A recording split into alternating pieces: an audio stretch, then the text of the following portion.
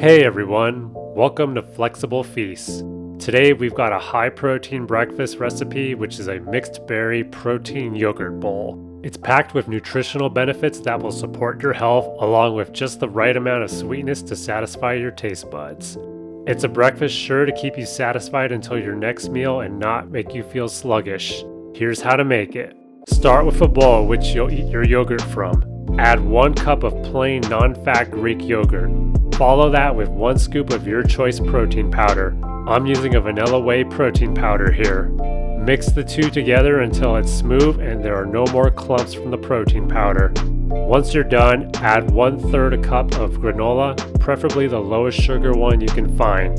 Top the granola with half a cup of mixed berries. You can use fresh or frozen here.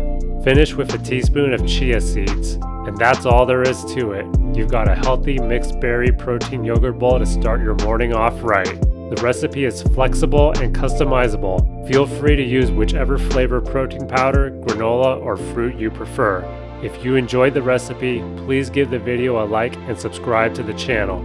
Comment if you have any questions or if you intend to make this recipe. Thank you all for the support and I hope you look forward to the next video.